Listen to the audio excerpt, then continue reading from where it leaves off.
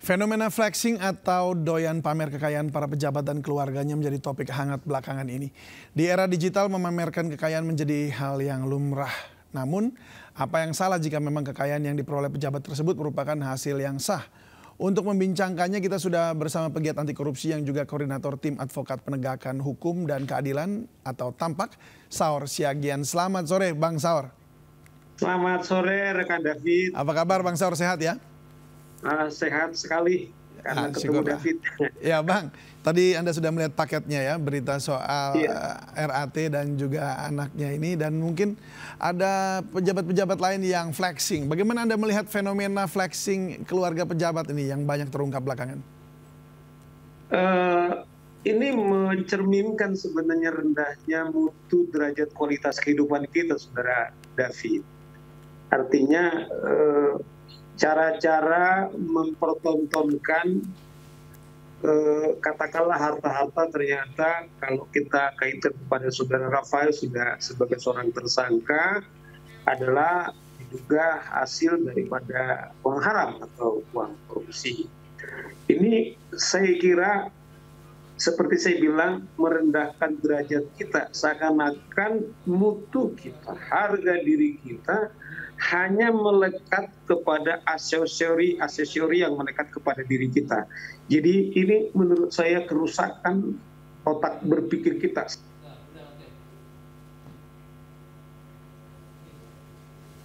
Ya, Bang Saur, suaranya hilang.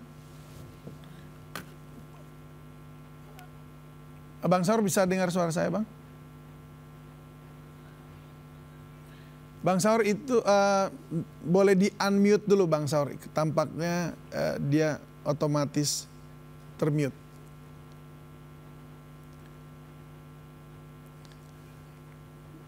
Baik, Bang Saur. Bisa dengar suara saya, Bang? Boleh di-unmute, Bang. Baik, tampaknya ada sedikit gangguan teknis, pemirsa. Ya. Komunikasi. Oke, Bang Saur. Bang Saur. Iya, saya dengar.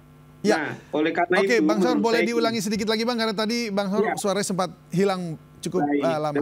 Menurut saya bagaimana fenomena ini dimulai sesungguhnya bagaimana dangkalnya derajat cara berpikir kita tentang mengartikan harga kita sebagai manusia gitu loh.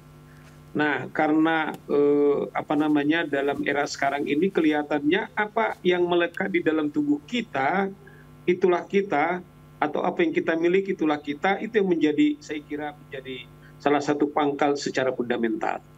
Nah, oleh karena itu gini David, dalam proses Rafael sebagai contoh yang sempurna, misalnya karena dia sudah menjadi tersangka KPK sebagai penerima gratifikasi,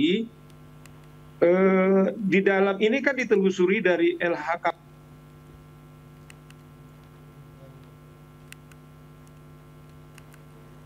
Baik, Bang Saur,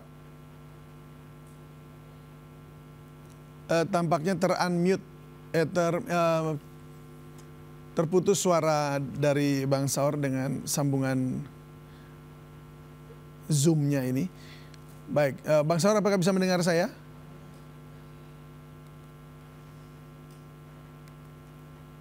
Oke, baik.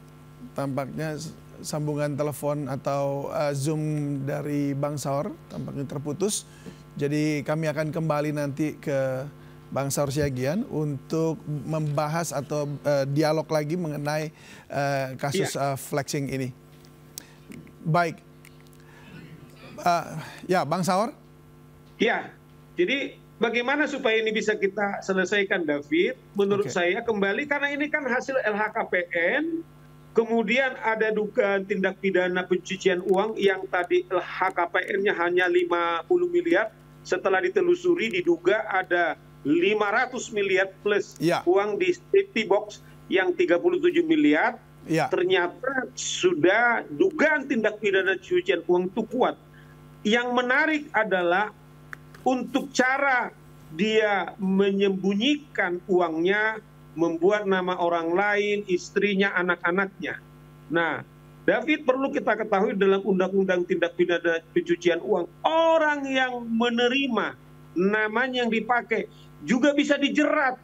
Dan bahkan di pasal 5 itu bisa ancamannya 5 tahun. Oleh karena itu menurut saya aparat penegak hukum dalam hal ini Rafael jangan hanya menjerat yaitu si saudara Rafael, termasuk juga keluarganya, istrinya yang punya berapa puluh itu tas-tas, 60 tas-tasnya itu kemungkinan besar juga dia ikut, bukan saja untuk menyembunyikan tetapi menerima, juga dikenakan tindak pidana pencucian uang, sehingga istrinya kena, anak-anaknya kena. Kita berharap David ini memberikan deterrent effect atau efek jerak sehingga orang berpikir sekian kali untuk mengkorupsi dan kemudian disembunyikan uangnya kepada anak dan istrinya. Istri dan anak itu apakah otomatis artinya ketika mereka menikmati hasil ini, walaupun mereka tidak mengetahui itu asal dari mana, apakah itu otomatis bisa dipidana? Otomatis perintah undang-undang, saya kira kalau orang dewasa tahulah, saya kira ya Pak, terlepas dia tahu, misalnya kan dia bisa kayak bapaknya, suaminya itu misalnya tunjangannya 100 juta, bisa beli mobil Robicon, mobil gede dan lain-lain. Sebagai orang istri, mestinya kalau istri yang normal itu mempertanyakan, ini ada uang apa Pak? Gajimu berapa Pak? Kenapa ada uang ini? Gitu loh. Nah, spirit daripada undang-undang tindak pidana pencucian uang itu untuk mencegah melibatkan orang lain. Coba bayangkan David ya, bagaimana dramatisnya misalnya apa yang terjadi kepada saudara Rafael akibat tindakan dugaan, katakanlah dia melanggar pidana, sekarang dia ditahan, anak-anaknya yang tadinya kalau dia tidak mengkorupsi tidak perlu memakai Rubicon atau mobil gede atau motor gede, hak konstitusionalnya harus belajar, kehilangan hak belajarnya. Nah, tapi ini istri dan anaknya ini akan ditersangkakan juga nggak nanti? Menurut saya kalau kita kembali TPPU ini juga harus ditersangkakan. Ya toh istrinya juga harus ditersangkakan, jadi bisa Mario itu double berlapis, yaitu pasal yang sekarang dia menganiaya. Tetapi kalau kita mengacu undang-undang tindak pidana pencucian uang, si Mario kemudian juga ibunya kalau memang dari aset-aset yang ada namanya itu juga bisa dapat dijerat. Dan kita dorong sesungguhnya aparat penegak hukum untuk segera menjerat ini. Dalam konteks siapa ini? Aparat penegak hukumnya dari Polri atau dari mana? Ini kan KPK ini Rafael nih. Ini ya, oke. Untuk anak dan istri? Kalau kita spesifik Rafael, anak dan istrinya.